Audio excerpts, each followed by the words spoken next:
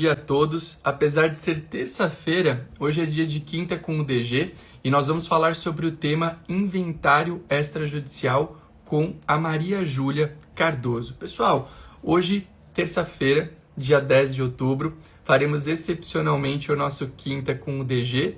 Por quê? Porque na quinta-feira teremos um feriado e em decorrência do feriado nós não realizaremos a nossa programação semanal. Legal? Então, apesar de ser terça-feira, como eu disse, hoje é dia de quinta com o DG e a gente vai fazer excepcionalmente aí a nossa programação semanal. Hoje um dia especial, vamos falar sobre o tema inventário extrajudicial com a Maria Júlia Cardoso. Dois recados importantes, a nossa programação é semanal, toda quinta-feira, em regra, 7h38 da manhã tem quinta com o DG. Bom dia para o Márcio que está chegando aí, bom dia para o Alisson, pessoal. Vai chegando devagarzinho e mandando bom dia. E, além disso, vocês estando ao vivo aqui conosco, eu sempre convido o pessoal para ficar ao vivo. Estando ao vivo, vocês têm a possibilidade de tirar dúvidas, né? De falar aqui conosco, mandar dúvidas para falar sobre esse tema tão importante que é o inventário extrajudicial. A nossa convidada já está aqui, a Maria Júlia, e eu vou adicionar.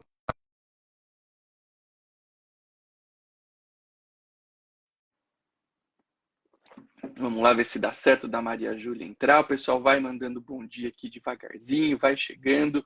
Dia atípico, nossa quinta com o DG. E aí está a Maria Júlia. Muito bom dia, Maria Júlia. Prazer em recebê-la aqui depois de longa data no Quinta com o DG. Bom dia, bom dia, bom dia. Para quem não me conhece ainda, meu nome é Maria Júlia Cardoso, sou advogada de família e sucessões e especialista em inventários. Eu estou muito feliz de estar aqui hoje falando, né, de inventário extrajudicial. Hoje a gente vai falar dos temas polêmicos, gente. Aproveita para tirar sua dúvida, companheira como herdeira única, cessão de direitos hereditários, quando tem menor envolvido. Então, já fica aí com a gente para você saber como você pode fazer no seu caso. E eu quero perguntar, gente, tem gente do Brasil inteiro aqui hoje? De onde que vocês estão falando? Arthur, estou muito feliz de estar aqui hoje. Você fala de São José dos Campos, né, São Paulo? Eu estou em Mogi das Cruzes, na verdade, é pertinho de São Você José, mudou, quase então? lá. Não, tô aqui faz tempo. O meu cartório está com Aquecetuba, né, que é aqui na região metropolitana, mas eu moro em Mogi das Cruzes, que é pertinho. É perto de São José, mesma região, mas estamos aqui no mesmo local. Eu jurava que era São José dos Campos. Minha sogra mora aí perto, em Pedreira, pertinho. É tudo pertinho aqui, né? Tudo pertinho. Mas, Maria Júlia, eu estou muito feliz de ter você aqui. E como eu sei que o seu tempo é extremamente valioso, né? E você hoje é uma grande referência no tema inventário extrajudicial, eu acho que é legal nós aproveitarmos o tempo aqui que temos disponível contigo para tirar bastante dúvida, para trazer os casos aí que a gente tem, como você disse, de casos mais polêmicos no dia a dia, né? O pessoal tá mandando aí de onde fala, ó, tem gente do Macapá, de Sorocaba, Porto Alegre, tem gente de todos os cantos do Brasil aqui conosco. E eu achei legal que você já tocou num ponto aí, que é um ponto que hoje o pessoal tem perguntado bastante do inventário, que é a possibilidade de fazer o inventário com menores, né? Você tocou nesse assunto aí quando você já trouxe algumas dúvidas para a gente. E eu acho mais legal ainda que quando a gente olha, eu sempre digo para o pessoal, e já queria ouvir a tua opinião, aí, a tua visão, né? Uma pessoa com a prática aí do inventário, com a rotina habitual, não só advogando, mas também com os alunos, que hoje, como é importante a gente estudar as normatizações estaduais, as decisões do CNJ, as decisões dos tribunais, porque o inventário extrajudicial está regrado no artigo 610 do Código de Processo Civil. E quando a gente lê o inventário, as regras do inventário, se abriu lá o 610 do CPC. Quais são os 3 requisitos básicos? A presença do advogado, e esse é um requisito inegociável, né? Não tem, a gente não tem, não abre-se mão desse requisito. Mas os outros 2 requisitos são inexistência de testamento e, além da inexistência de testamento, que as partes sejam capazes e concordes. E aí, a pessoa que não tem, né, uma familiaridade com o direito notarial e registral, ele olha ali para o 610 e chega um caso no escritório dele, tem lá um testamento. Ele fala, caramba, né?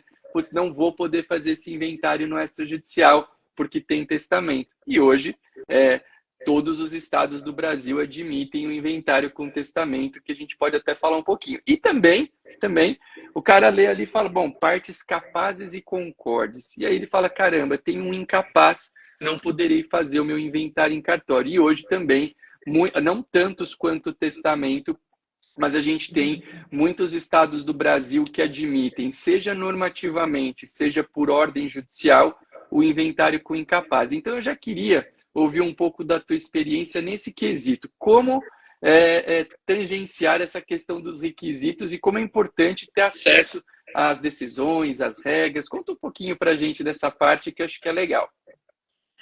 Com certeza. Eu falo que o advogado que se destaca é aquele que sabe as entrelinhas da lei. Porque se você abrir o Código Civil, o Código de Processo Civil, na verdade, às vezes lá vai ter uma normativa ultrapassada. É igual muitas vezes chega alguém aqui no meu perfil falando assim, precisa estar 2 anos separado de fato para não ser herdeiro. Eu falo assim, gente, isso já está superado. Se você procura na internet, vai aparecer o Código Civil e esse artigo não vai. Se você está separado de fato há um dia, essa pessoa já não é mais herdeira. Então, entendimento superado.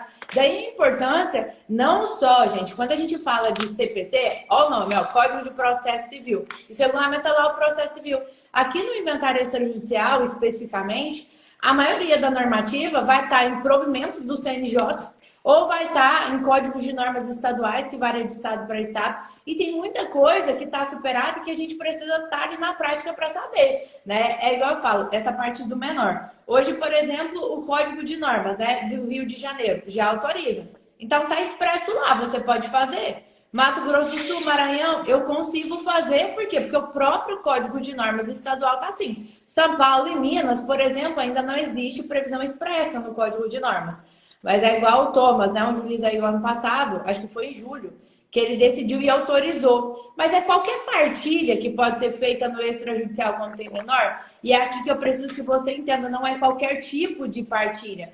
É a partilha legal. E eu gosto sempre de falar, né? Muita gente fala assim, não, eu vou entrar com usucapião e não sei o quê. E a pessoa acha que só quem entrou vai ganhar, né? Existe mérito em uma ação de usucapião. Vai analisar se a pessoa tem direito ou não. Aqui no inventário, o que acontece quando o inventário, as partes falam assim, não, eu não quero que meu irmão fique com aquela casa, não. Eu quero. Aquela casa não vale o que ele está falando, não, vale mais. E aí vira aquela brigaiada e ela acha que ela vai ficar exatamente com o que ela quer. Não, mas o mérito do inventário tá no juiz especificar o que vai ficar para cada herdeiro em específico. Mas cada um vai ser exatamente com o seu quinhão. Então, se eu tenho 2 filhos, cada um vai ficar com 50%. Se eu tenho 3 filhos, cada um vai ficar com 33,33% do quinhão. Então, eu gosto de falar que não existe mérito nesse sentido. Cada um vai sair exatamente com o que é devido para aquele herdeiro, em percentual. Legal. E quando eu vou para o inventário extrajudicial, a gente vai precisar seguir isso. Cada herdeiro vai ter que ficar exatamente com o quinhão que lhe é devido quando tem o menor. Não posso fazer uma sessão. Para fazer uma sessão, eu vou ter que pedir autorização judicial lá. O herdeiro vai renunciar. Não posso, eu vou ter que pedir uma autorização judicial. Então, eu posso fazer sim quando tem menor, quando segue isso. Cada herdeiro exatamente com o quinhão que lhe é devido. Aí, eu acho, Arthur, que é até uma tendência. Atualmente, poucos estados admitem inventário extrajudicial com menor. Mas assim como aconteceu com o testamento, que hoje a gente tem que entrar com ação, né? Para ordenar o cumprimento do testamento, e aí eu venho com essa decisão que autoriza o inventário extrajudicial e faço, eu acho que vai acontecer isso também com o menor, né? Eu também acho. Quando a partilha é legal, acho que vai ser direto, igual a gente está vendo em vários estados, mas quando não é, vai ser igual a ação de abertura e registro de cumprimento de testamento. O que você acha? Eu concordo com você, e essa tua observação ela é super, super importante, né? Interessante que os nossos ouvintes, espectadores aqui de hoje entendam que quando a gente fala em partilha com menor, e até eu anotei aqui, a Tatiana falou que na Bahia também pode, e o cartório Sertãozinho PR falou que no Paraná também pode, né?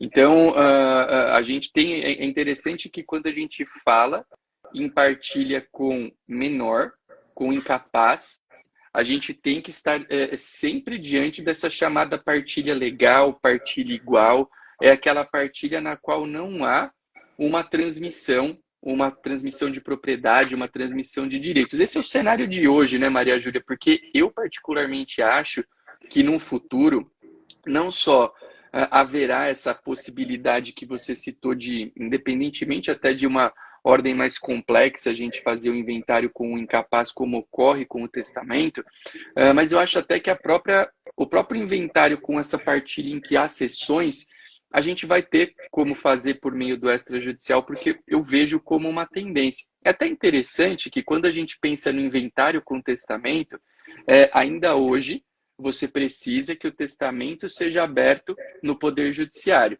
E aqui eu tenho duas observações para fazer. A primeira, talvez você possivelmente ouça nessa pergunta igualmente aí do teu perfil. Sempre que eu falo de inventário e falo sobre esse tema, a galera fala, pô, mas peraí, eu vou ter que abrir esse testamento lá no Poder Judiciário e depois eu vou procurar o cartório, vale a pena? E a resposta é sim. Por quê? Porque o procedimento de abertura de testamento, em regra, ele é um procedimento mais rápido, né? Ele é bem rápido, bem célere, e aí, com aquela autorização, você procura o cartório para fazer o inventário extrajudicial num prazo extremamente mais curto do que você faria se tivesse que fazer um inventário no Poder Judiciário. Mas, Quanto tempo Arthur, leva? não é só isso também, sabe? Muita gente acha que você entra com abertura, registro e cumprimento, a ação pode alterar o nome, né? Mas enfim, é para cumprir o testamento. E que Sim. a pessoa vai receber o bem dentro dessa ação, não é? Essa ação ela é pura e simplesmente para ver se o testamento cumpriu os requisitos. Então, se eu tenho um testamento, por exemplo, público, vai trazer ali, né? A certidão vai ver o que é o testamento, ordenou o cumprimento. É um testamento particular? Tem assinatura de 3 testemunhas? Não, tem a de 2, mas elas vão confirmar, vão ser chamadas em uma audiência para confirmar aquele testamento. E é só isso, gente. Essa ação é pura e simplesmente para ver se cumpriu os requisitos, se ele não está caduco, se aconteceu alguma coisa. E aí sim, com o juiz ordenando o cumprimento, eu venho para o inventário, seja ele judicial ou extrajudicial. Eu não cumulo essa ação com o inventário. Inclusive, eu posso dar entrada nos dois no mesmo dia. Sim. Na ação de abertura de cumprimento de testamento e no inventário. Mas eu não vou concluir o inventário se eu não tiver a sentença dessa ação aqui. Exato. Então, uma coisa não impede a outra. E eu acho que isso é um erro muito comum dos advogados acharem que essa ação, a pessoa já vai sair com o bem dela lá, né? O herdeiro testamentário já vai sair dessa ação com o bem, não é? Ele vai receber como herdeiro testamentário dentro do inventário. É um erro muito comum das pessoas que não atuam com o inventário. Mas eu acho que é muito importante a gente estar atento à normativa estadual também, né? Do estado onde está sendo feito o inventário, porque a gente sabe. Se você não sabe, porque infelizmente a gente sai da faculdade sem saber disso. Eu estava no evento agora, o Elite Jurídica, no evento presencial, eu estava falando como a gente sai da faculdade sem saber que existem diferentes cartórios. Isso. A gente acha que cartório é tudo igual, tipo, cartório é cartório, né? E tem um monte de cartório, certidão de óbito é em um, inventário é em outro, para eu conseguir registrar o inventário é em outro, né? São vários cartórios. Mas da importância de você entender que é livre a escolha do tabelião. Muita gente carrega a regra lá do 48 do CPC que fala que o inventário tem que ser feito no último domicílio do autor de herança, né? Do falecido. Só que aqui no extrajudicial não existe essa regra. Quando eu vou lá para a Lei 8935, no artigo 8º, é livre a escolha do tabelião pela confiança. Sim. E a gente sempre fala, né? De escolher um cartório para a gente chamar de nosso, né? Porque às vezes, gente... Cartório de estimação, né? O pessoal brinca, né? E a maioria dos advogados não sabem, gente. Se você pisar presencialmente no cartório, você pode ir em qualquer um do Brasil, você não precisa fazer no da sua cidade. Porque, graças a Deus, hoje a gente tem tabeliões como o Arthur, que está aqui nas redes, que está aqui informatizando, né? Que é aberto a conversar com as pessoas, mas existem cartórios no Brasil que a sensação que eu tenho é que ele não quer lá para a escritura. Porque a pessoa não quer responder, não informa a população dos direitos. Quando, na verdade, você pode escolher qualquer um. Você pode escolher o Arthur que está aqui na live. Você pode ir lá no cartório dele. Ah, o meu cartório aqui da minha cidade não faz. Vai lá no do Arthur, você está entendendo? Artigo 8º da Lei 8935. É livre a escolha do tabelião. Então, quando você vai fazer um inventário extrajudicial, se você for presencialmente, você pode escolher qualquer um do Brasil, não é do estado. É qualquer um do Brasil. Não segue a regra lá do CPC. CPC é para quê? Para inventário judicial, Código de Processo Civil. E aqui é muito importante porque quando eu vou olhar, por exemplo, normativas como agora, né? O Rio de Janeiro, no final do ano passado, no provimento 77, alterou o Código de Normas, e hoje é possível eu fazer renúncia ao direito concorrencial no meio por pacto antinupcial. Escrevi um artigo sobre isso, bem legal. Esse é um tema bem legal e o Rio normatizou agora, verdade. Normatizou. Aqui em Minas não existe nada expresso no Código de Normas. Então, eu vou encontrar tabeliões que fazem, eu vou encontrar tabeliões que não fazem. Mas, por exemplo, São Paulo saiu agora, semana passada, acho que, se eu não me engano, a normativa falando que não pode. Então, São Paulo teve uma decisão aqui na semana passada. Não foi nenhuma normativa, foi uma decisão dizendo que não poderia. Mas, na verdade, eu falo que a imprensa jurídica, às vezes, eles soltam a interpretação que querem dar, né? Porque nesse caso aqui de São Paulo, realmente foi um caso em que não houve um cuidado técnico com a redação daquele pacto antinupcial. Porque o que a gente... Nesse caso do direito... Qual que é o contexto dessa questão que a gente está tratando? Cônjuges que optam pelo casamento no regime da separação de bens, declararem que não querem ser vistos como herdeiros em concorrência com os descendentes uns dos outros. É um direito que eles têm. Quem quiser estudar um pouco esse tema, até joga lá no Migalhas o meu nome, a gente escreveu um artigo sobre isso. Só que existem pessoas dizendo que tratar desse tema num pacto antinupcial poderia ser visto como uma renúncia de herança, que é vedado aí pela nossa lei. Só que, na verdade, o cuidado que a gente tem como tabelião para poder fazer essa escritura, realmente eu não vou renunciar à herança. Eu vou declarar, eu vou orientar, claro, né? Eu não vou fazer nada, quem vai declarar é a parte, mas eu vou orientar a declaração de que eles reconhecem que não querem concorrer uns nas sucessões dos outros, uns quens? Cônjuges casados no regime da separação de bens. Que eles não querem concorrer um na sucessão do outro e outro na do um, quando estiverem herdando junto com os descendentes. E vamos além. A gente até externa no pacto antenupcial que esses cônjuges têm ciência de que há uma discussão jurisprudencial a respeito disso e que eles apenas manifestam a vontade deles nesse sentido. Isso é uma coisa. Outra coisa é simplesmente, sem qualquer tipo de aviso, você jogar num pacto antinupcial que, não, eu estou renunciando à herança. Bom, aí de fato a gente teria uma série de argumentos contrários, né? Então, essa decisão que você citou aqui de São Paulo, ela foi ventilado na imprensa jurídica que ela estaria proibindo essa menção a essa circunstância que a gente traz aqui agora. Porém, ela, na verdade, não trata disso. Ela trata desse caso de uma escritura que foi feita de forma...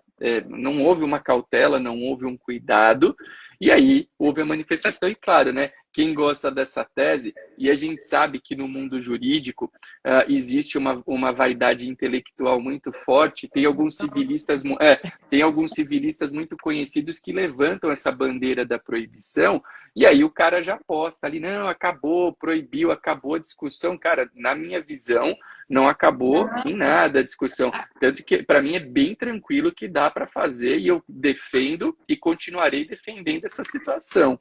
Gente, o Arthur perguntaram aqui, ele está em Mogi.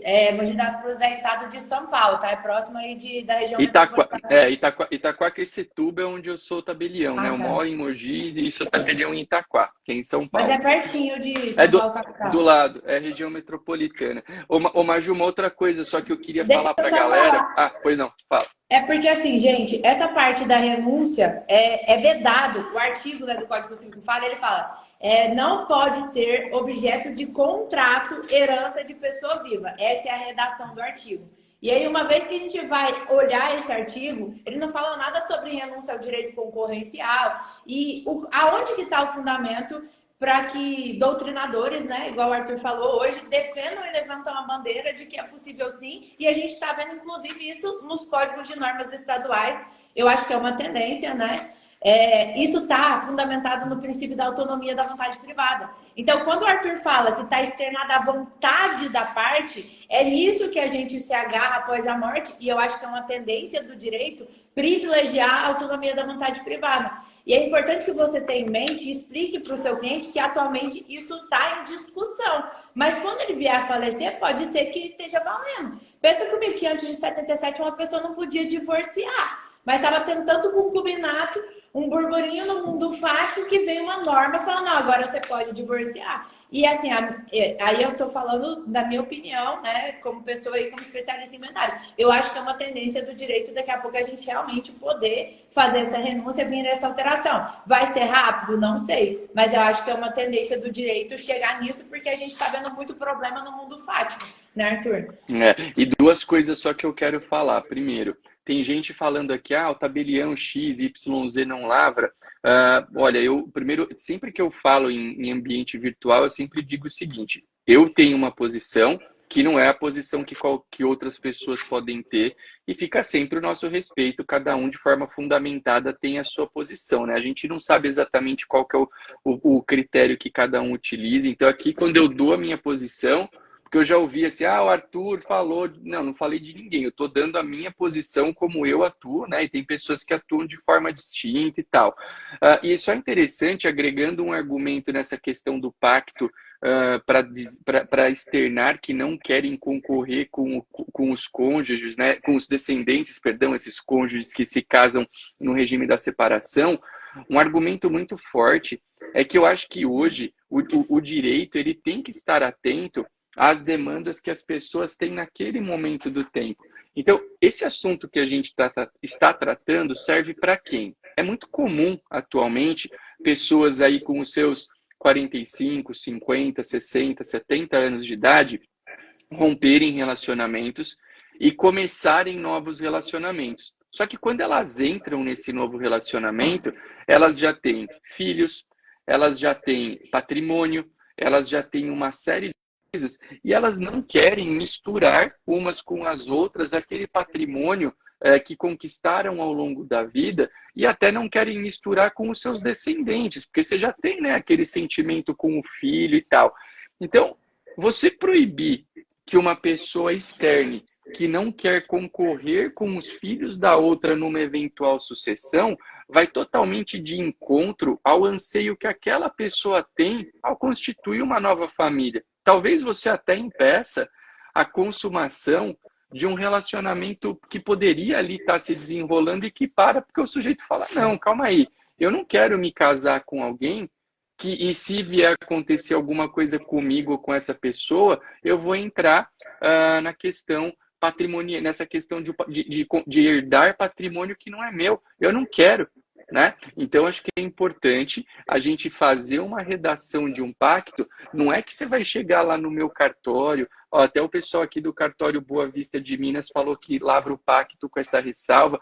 Não é que você vai chegar lá no meu cartório, em um cartório qualquer, e vai declarar assim, não, eu, Maria Júlia, renuncio à herança. Não, você vai declarar o quê? Eu, Maria Júlia, externo, que se vier a concorrer com os herdeiros do meu cônjuge com o qual estou casando no regime da separação de bens, eu declaro que não me sinto herdeira porque estou na exceção do artigo do Código Civil. E tenho ciência que é uma discussão que pode não acarretar o resultado que eu estou declarando aqui. É isso que a gente está falando, né? Mas, Arthur, eu acho importante, e, gente, o Arthur aqui é tabelião, ele tem o posicionamento dele, e é importante que você saiba que tabelião um tabelião pode ter um entendimento diferente do outro, que ele acabou de falar, mas é importante que você também explique da onde que você está tirando o que você quer colocar. O cartório Boa Vista de Minas estava lá no Elite agora no final de semana, e até então ele não lavrava. Eu fui explicar da onde que eu falei, da onde que vem o instituto,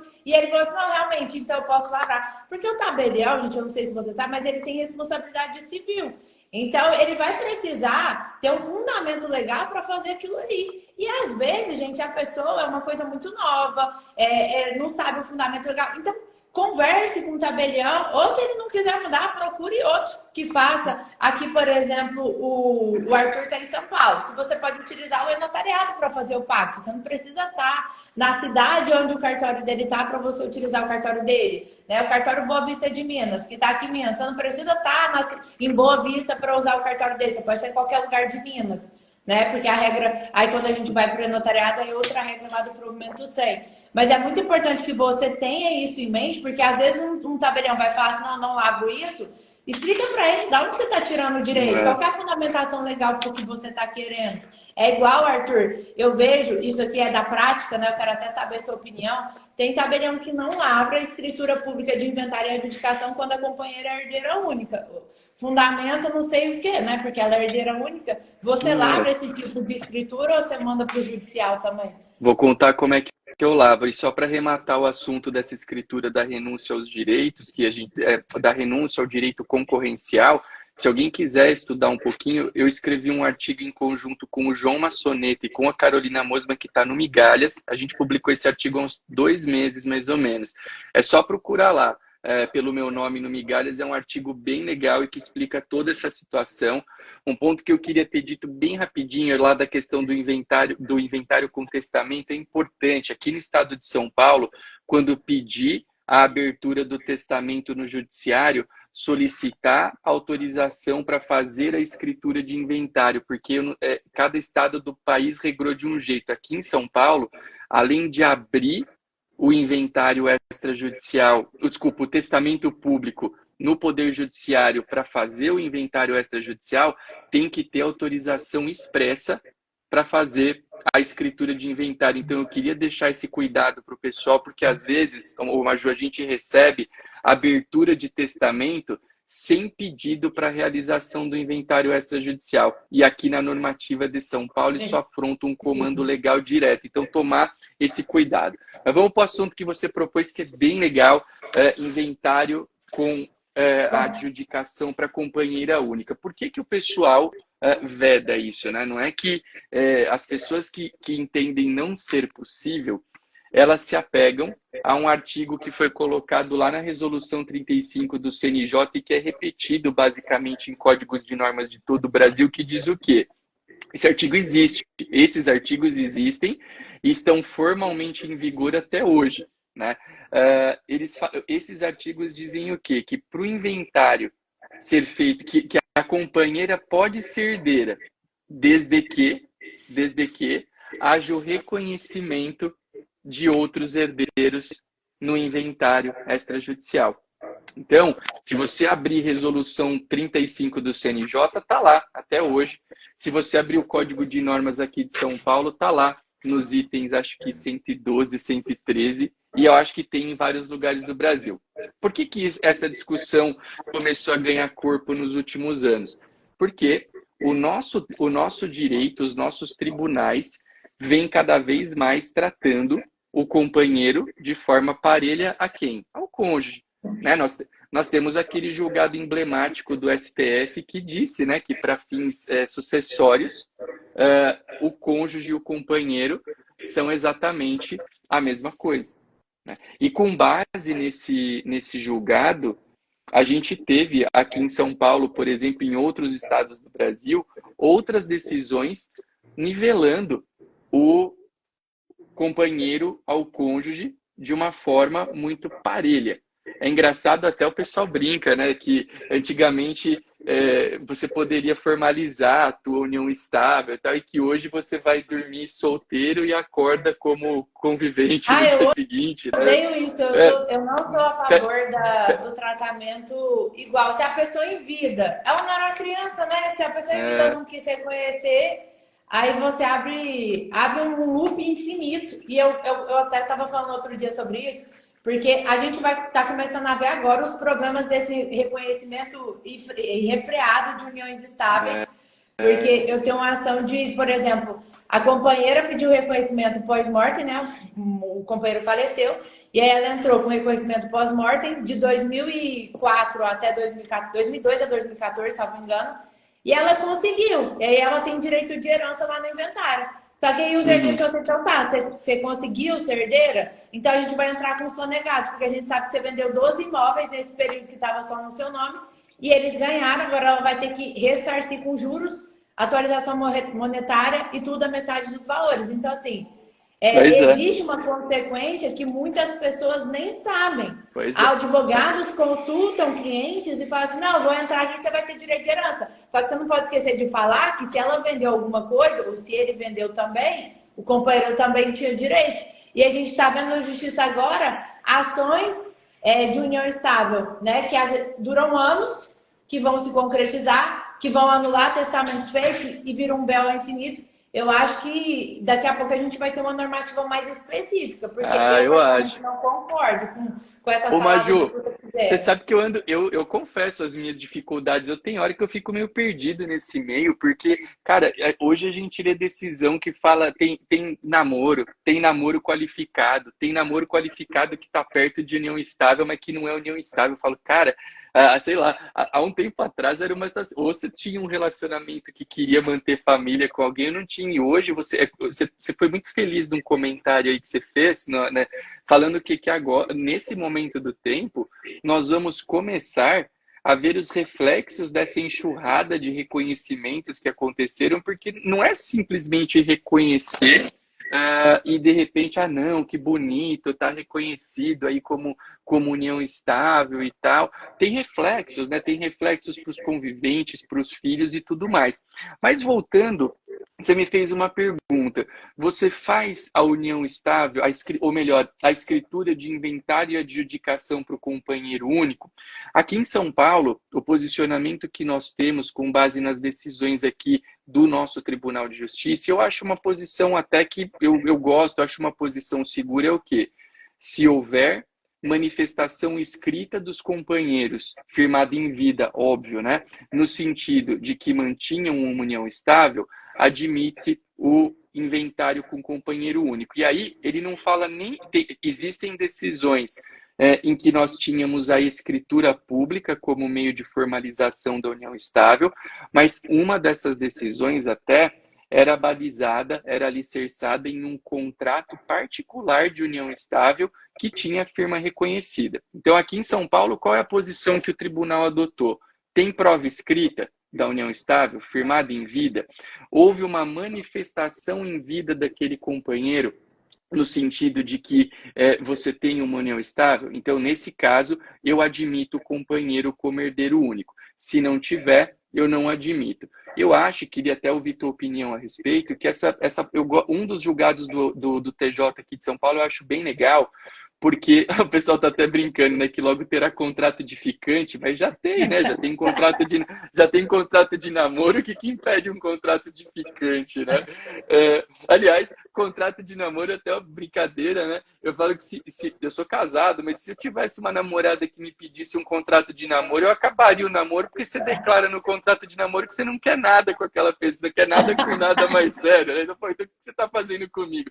Mas voltando à posição do TJ, eu acho interessante a gente ter uma base escrita. Por quê? Porque se eu não tenho nenhum tipo de base escrita e de forma isolada eu tenho, entre aspas, aí o direito de comparecer a um lugar e me declarar companheiro de alguém, eu penso, não é para todo caso, mas eu penso que em muitos casos você teria um ambiente de um pouco mais de insegurança para identificar aquela pessoa como herdeira. Claro, você pode falar assim para mim, pô, Arthur, mas de repente a mulher vai apresentar um monte de provas de que ela era companheiro, o companheiro vai apresentar, mas é um ambiente que talvez extrapole um pouco o perfil de análise que o cartório tem condição de fazer. Não acho uma discussão fechada, mas essa posição que o TJ daqui de São Paulo adotou, eu penso que é interessante. O que você pensa, Maju? Você acha que dá para fazer? Não dá? Eu acho que assim, é lógico que tem casos que a gente sabe que a pessoa era companheira, mas a gente tem que entender o direito como algo que existem pessoas de má fé, existem pessoas que vão estar ali e querendo passar a perna nos outros, e é nesse sentido que eu acho que inviabiliza um pouco, porque eu poderia chegar lá e falar que eu sou companheira, sei lá, do Pelé, eu sou companheira e a pessoa vai me reconhecer, não faz o menor sentido. Eu acho que quando a gente pensa em pessoas que não são conhecidas, a gente perde a noção de como as pessoas poderiam fazer isso com qualquer tipo de pessoa, entende? Uma pessoa conhecida, uma pessoa com patrimônio muito grande, né? E é nesse sentido que eu acho que realmente dificulta esse reconhecimento. E, de novo, vai no caminho do que eu falo. Eu não sou a favor do reconhecimento da união estável equiparada ao casamento, porque eu abro o arbítrio para duas coisas. Eu tenho uma pessoa que às vezes de fato não queria se casar, de fato ela não queria partilhar com o patrimônio com a companheira. E aí depois da morte a companheira fala assim, não, eu quero direito à metade de tudo porque eu era companheira. Eu, Maria Júlia, não vejo sentido nisso. E espero que, com o tempo, isso pare de ser reconhecido do jeito que está sendo. E até falo, né, para os advogados, vocês precifiquem bem, porque a ação de reconhecimento de união estável pós-mortem, se você acha que divórcio é difícil, meu filho, isso aqui, o buraco é mais embaixo. É igual prestação de contas, são ações dificílimas que muitas pessoas, né, cobram barato para fazer e às vezes você está diante de um cliente que de fato teria direito e você não consegue levar aquilo devido à complexidade daquela demanda, né, que ela exige. Então, precifiquem bem para você realmente resguardar o direito do seu cliente. Isso vai demandar muito do advogado, mas falando sobre o inventário extrajudicial cordeiro único, eu acho que não devia ser reconhecido por esse sentido, por conta da má fé de algumas pessoas. E aí você pensa, isso tem reflexos. Aí a companheira às vezes não avisou ninguém. Foi lá e fez o inventário e trouxe tudo para ela vender os bens. E agora, gente? Os herdeiros ficaram adiando tomar a decisão, a hora que foram ver, já foi feito o inventário, já foi vendido os bens. E aí foi entrar, por exemplo, com anulação. Mas já passou o prazo, e aí? Sim. Você sabe que cara, eu concordo contigo nessa questão do. Eu acho que cada forma. Se nós temos duas formas distintas de constituição de família, elas têm que ser tratadas, cada uma, ao seu modo, né? E é interessante, aqui em São Paulo, essa questão do nivelamento da união estável ao casamento, ela é tão... Eu acho que essa, na verdade, eu estou falando daqui porque é a realidade que eu vivo, né? Como tabelião, e a gente acompanha muito aqui as tendências do tribunal, e o tribunal daqui acaba sendo uma referência nacional em alguns quesitos. Cara, aqui essa discussão, ela tá tão linkada aí a esse nivelamento de tratativa para o casamento e para a união estável, que quando houve a mudança do nosso Código de Normas, a última grande reforma que nós tivemos aqui, no texto que precedeu a mudança, a época, né, essa mudança já tem aí uns 5, 6 anos, foi um dos primeiros códigos de normas que trouxeram a possibilidade de você registrar a união estável no livro E do Registro Civil das Pessoas Naturais, né, de você levar o registro da união estável para o Registro Civil também.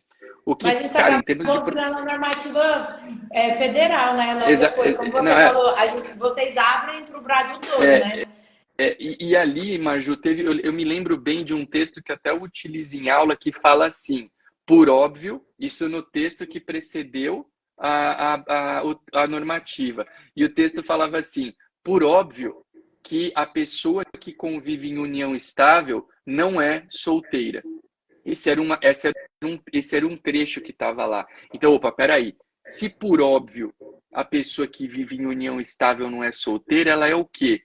Né? Ela é um novo estado civil que se cria, que é o estado civil de convivente, que tem um tratamento exatamente igual ao de casado.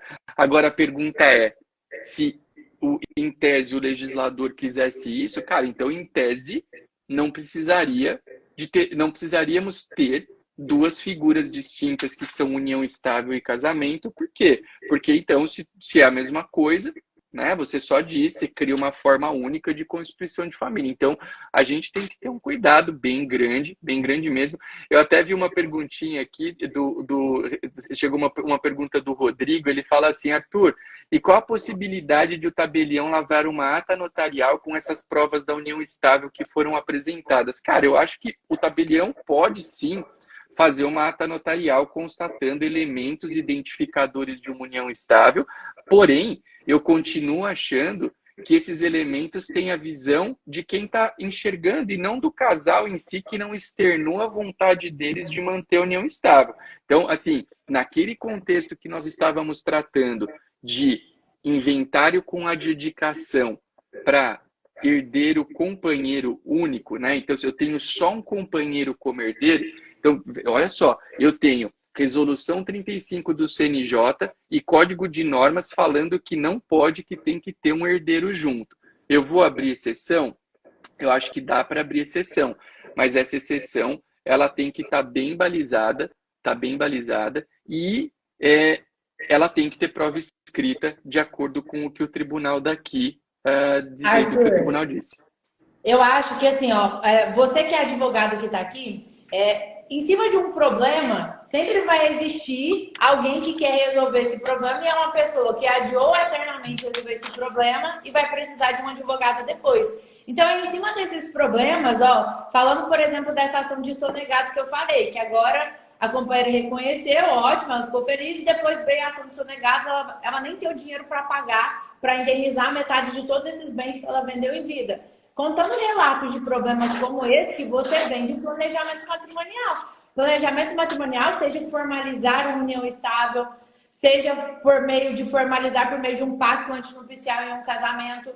A vontade da parte, qual que é o regime de bens que ela quer se encaixar? Entende? Então, é em cima de problemas como esse, olha como um problema para uma pessoa é uma oportunidade para outra. É em cima disso que você vende o seu serviço de planejamento matrimonial. Eu vejo que o advogado ele tem dificuldade, né? Como que eu vou vender o serviço de planejamento matrimonial? Você não vende falando, eu faço planejamento matrimonial. Tá, minha filha, senta lá, Cláudia. Ninguém quer saber o que você faz, com que você ganha dinheiro, não. Mas Sim. na hora que você fala que você resolve esse problema e ela tá passando por esse problema, ou você fala aqui nas redes e tem alguém que vai ver e tá passando por aquele problema, vai querer te contratar, então, a oportunidade às vezes está aí na sua cara. E aí, até aqui a Fran falou aqui que é casada, mas acha que devia reconhecer a união estável. Devia ter equiparação, né? E maior formalização, né? Sobre isso, maior normativa. Gente, eu acho que, de novo, poderia ter mais normativa sobre isso? Claro, concordo. Só que quando você fala que tem que equiparar, de novo, e se tinha um dos companheiros que não queria? Ele não formalizou, porque ela falou assim, ó, não posso penalizar quem não formalizou. Mas e se a pessoa não queria de fato formalizar? E aí eu tô Exato. penalizando a pessoa que não queria, você tá entendendo? É isso. Porque se ela queria, por que não formalizar?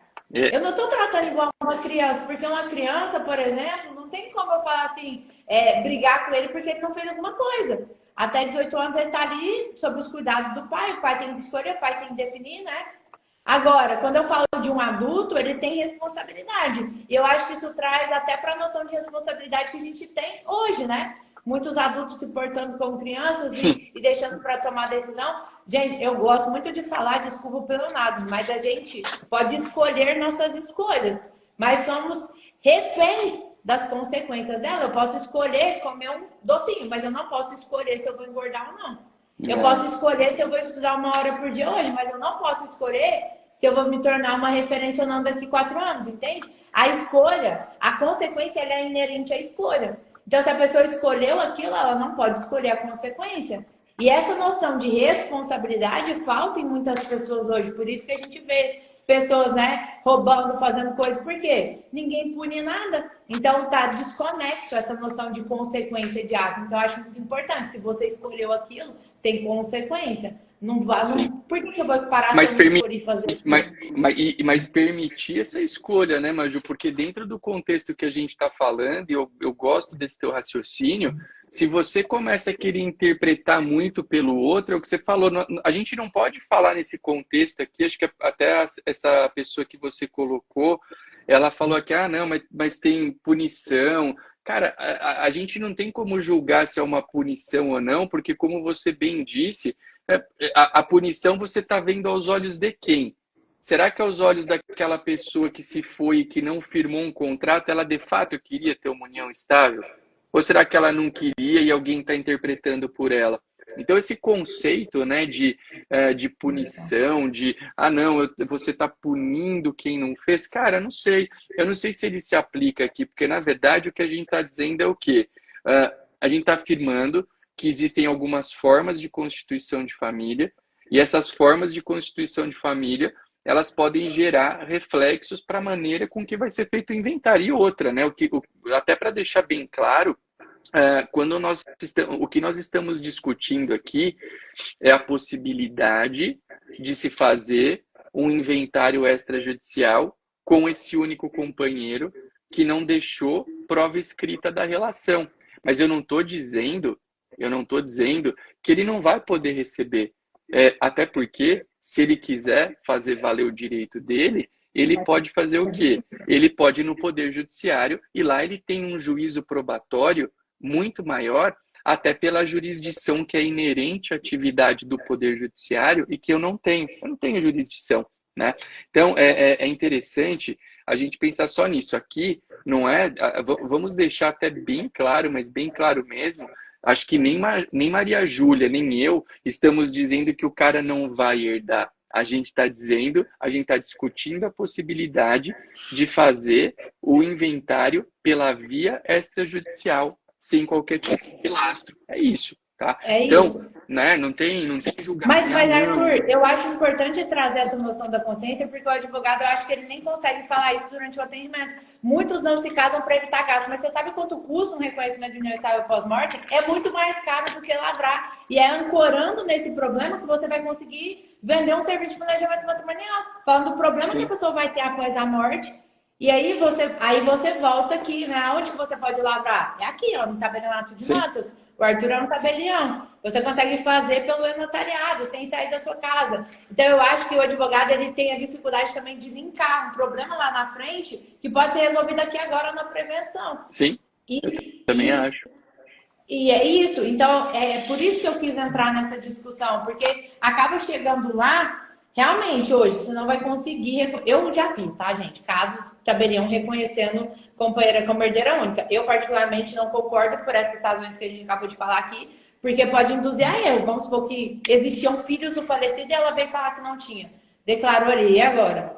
Pois Passou o prazo de anular, são problemas. Então, assim, o inventário extrajudicial, se você for olhar no 610 do CPC, igual o Arthur falou no início da live, não pode ter herdeiro menor ou incapaz, todo mundo de acordo, não pode ter testamento. Mas aqui, ó, a questão do testamento já está ultrapassada. Resolvido. Eu posso ir lá no judiciário, pedir o cumprimento e voltar aqui. Não esquece de pedir para autorização para processar no extrajudicial. Sobre ter menor, né? Alguns estados já autorizam de automático, Paraná, Maranhão, Mato Grosso, Rio de Janeiro, Bahia. Outros você vai precisar pedir autorização judicial para voltar aqui. Mas, por exemplo, quando eu falo de incapaz, muita gente acha, né, Arthur, acho que só antes da gente finalizar, que precisa ter interditado para ser considerado incapaz. Não é, gente. Às vezes a pessoa não é interditada, mas ela não consegue exprimir a vontade dela. Aliás, pós-estatuto do deficiente, os casos de interdição caíram de forma brusca, porque a regra agora é a capacidade plena, né? Que isso até dificultou o nosso trabalho no cartório, porque você tem pessoas que são civilmente capazes, mas elas não conseguem externar a vontade delas. A interdição, pós-estatuto do deficiente, ela virou uma medida amplamente excepcional, né? Então, se você for ler ali o estatuto do deficiente, ele fala em interdição somente para casos em que a pessoa não tenha condição de praticar atos de caráter negocial.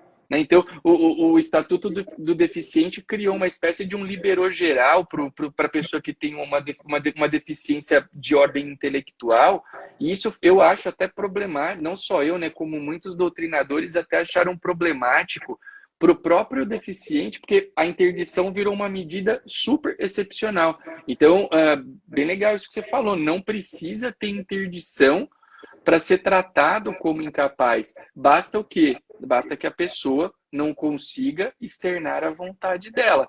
Né? Então, se a pessoa chegou lá no cartório, você conversa, você, escuta, que dia é hoje? Ah, não, hoje não lembro. Ah, em que planeta que a gente vive? Ah, não sei. Então, você faz perguntas e você consegue identificar muitas vezes que a pessoa ela é incapaz, mas ela não tem interdição. E nesse caso, você tem que remeter ou para o judiciário, ou para os estados que autorizam dentro daquele procedimento. Isso é bem legal que você falou, porque às vezes a pessoa pensa, não, incapaz é quem tem interdição. Não necessariamente. E isso é importante, gente, para você já avisar o seu cliente durante o atendimento. Porque às vezes elas, não, vamos lá no cartório e faz, não é interditado, vamos conseguir. Não, gente, o tabelião ele pode e deve se recusar, porque a incapacidade não está ligada a estar interditado. ser incapaz de não Sim. conseguir exprimir a sua vontade. Então tem que lembrar isso em mente. E tem um outro ponto que eu gosto de falar, tem todo mundo de acordo, né? Se a gente for olhar lá, todo mundo tem que estar de acordo. Só que se eu for olhar no 669 do CPC também, 669, ele fala que eu posso deixar para sobrepartilha bens litigiosos. Então, se eu tenho, por exemplo, 5 bens e o povo está brigando só com uma casa, as outras 4 estão de boa, e eu tenho um fundamento legal para lavrar uma escritura pública de inventário sobre os 4 que todo mundo está de acordo e deixar o que eles estão brigando para sobrepartilha. Então, eu consigo liberar. Ah, se você mas compensa fazer isso? Ah, gente, pensa comigo. Eu tenho 5 bens parados, que às vezes estão se deteriorando. Às vezes eu tenho um carro que eu não consigo vender, que não sei o que, eu tenho que estar perdendo dinheiro ali. Eu consigo já liberar esses bens que todo mundo está de acordo e deixar o único que eles estão brigando para depois. Então eu falo, isso está em algum artigo específico? Não. Às vezes eu vou ter que ir lá em um do CPC, voltar aqui no provimento CNJ, ir lá em alguma normativa. E o advogado que faz a diferença, né? Que ele vai conseguir atuar mais rápido, ajudar o cliente dele a de fato ter uma vida melhor, é aquele que busca as entrelinhas da lei. Se você for olhar só requisitos do extrajudicial, você vai ficar preso.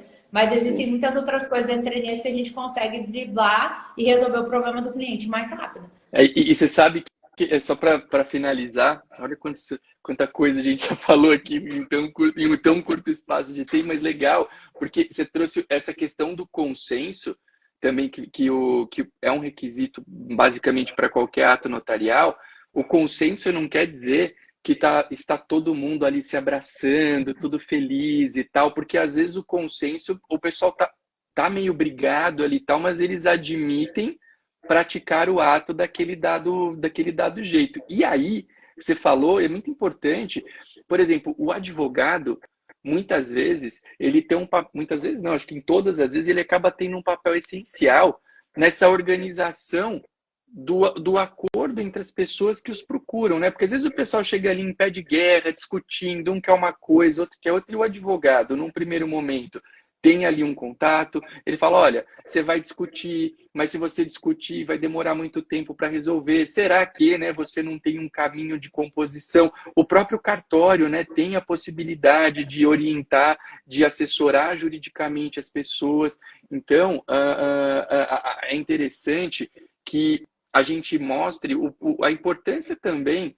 da atuação, tanto do advogado como do tabelião e dos colaboradores do cartório, dentro desse procedimento do inventário, que é um procedimento muito sensível, né? E às vezes, não é que, quando a gente fala em consenso, não é que vai chegar todo mundo lá e se abraçando e tal, não, mas pelo menos que todo mundo diga perante o cartório, perante o advogado, que olha, aqui tem um plano de partilha, e eu estou de acordo com isso. E aí a nossa atuação, ela ajuda muito, muito nesse sentido, né? E é importante eu gosto também de falar, o herdeiro, na cabeça dele, ele acha que ele vai ficar com o bem que ele está falando.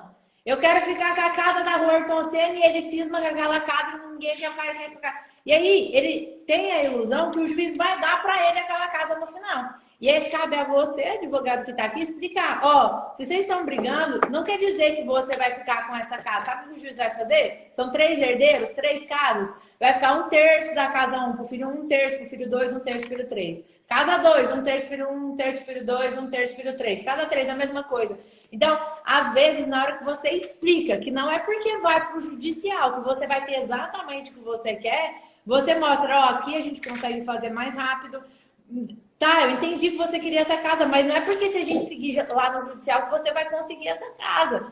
Sim. Entende? O juiz, ele tem um artigo no CPC que fala da partilha, que ele fala que ele tem que decidir de forma mais igualitária aos herdeiros. O que é mais igualitário de deixar 1/3 para cada? Pois é. E igualitário é um conceito, é subjetivo, é isso que eu ia falar, é extremamente subjetivo. O que é igualitário, né?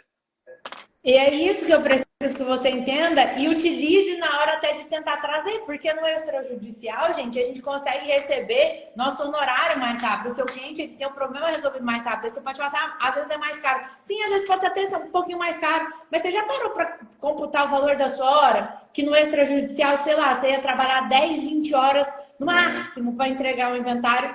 No judicial, você vai trabalhar 50, 100, 150 horas, você está dividindo o preço que você cobrou pelo valor das horas trabalhadas para você saber quanto que você está recebendo. sim. Porque eu já fiz uma conta que às vezes você cobra 100 mil no inventário judicial, se você cobrar 50 no extra, você ia estar ganhando muito mais pela sua hora. Porque você Com certeza, trabalha... com certeza absoluta. Você resolve e vai para o Porque próximo, a né? Resolve e pessoa vai. ela tem dificuldade de enxergar que se eu tenho um inventário que dura, sei lá, 3, 5, 10 anos, o cliente ele vai te chamar. E essas horas são computadas como trabalho. Você ficar ali, ó, conversando com o cliente, e aí quanto mais tempo demora, doutor, mas não vai resolver, não sei o que, você tem que ficar explicando. Isso é tempo de trabalho que você está conversando. Então Sim, tem que ser levado isso em consideração. Mas, Arthur, verdade. eu quero te parabenizar aí pelo seu quadro, porque eu falo que o conhecimento mudou a minha vida. E eu tenho certeza que muda de centenas de pessoas que estão aqui. Meu pai, inclusive, cortava cana. Eu falo, o conhecimento me trouxe até aqui. E eu tenho certeza que é o que vai me levar ainda além. E o conhecimento, quando a gente democratiza ele, a gente facilita até a nossa vida, que são advogados que às vezes iam ficar emperrando um processo ali extrajudicial e que agora vai trazer para lá. E a população que se engrandece no final das contas, porque eu tenho advogados mais qualificados. E aí a pessoa vai ter o problema resolvido mais rápido, todo mundo sai ganhando, né? Sim, Nesse propósito de democratizar o conhecimento. Te sim. parabenizar por esse quadro, por ser um tabelião que realmente conversa com a população, porque infelizmente não são todos, né? A gente sabe. E parabéns, muito sucesso aí Ah, no cartório. imagina, eu que quero agradecer demais. Ô, Maju, primeiro, eu fico impressionado. Eu ouço você falando sempre, eu fico impressionado com a velocidade versus qualidade que você fala. Porque tem gente que fala rápido e não fala nada com nada. Alguém falou aqui, né, da tua rapidez na exposição, até o Américo pôs aqui. Maju é sem miséria de conteúdo e velocidade. Eu achei muito legal. Parabéns, essa tua dinâmica é muito legal. Você transmite muita informação de uma maneira simpática, de uma maneira clara, com rapidez. Isso são características muito boas e o teu trabalho tem realmente se destacado nesse contexto não só do inventário, mas do direito extrajudicial. Então fica aqui os meus parabéns. Fico meu muito obrigado pelo teu tempo, que eu também sei que é valiosíssimo, né? Então eu te agradeço por participar aqui do nosso Quinta com o DG, que foi de terça-feira por causa do feriado. Dizer para o pessoal que toda quinta-feira a gente faz essa live semanal às 7h38 da manhã e que bastante gente mandou pergunta aqui. Numa live a gente não consegue responder tudo, mas tanto o Maju como eu temos aí caixinhas de perguntas, directs. Então, se de repente alguma coisa que você mandou aqui está te afligindo, manda para a Maju, manda para mim, que a gente vai procurar, dentro do nosso contexto aqui de trabalho, que é bem corrido, responder e deixar você aí com o conteúdo que você precisa. E para vocês que nos acompanharam aqui, fica toda a minha gratidão, desejar um ótimo dia a todos. E Maju, espero que em breve aí tenhamos a oportunidade de nos reencontrarmos para novos encontros, novas lives. Foi muito bom ter você aqui no nosso Quinta com o DG. Toda a minha gratidão a você e a quem nos acompanhou nessa manhã de terça-feira. Muito obrigado. Beijo, ótimo dia para todo mundo. Valeu, Bora gente. atrás do Até novo. mais. Até mais.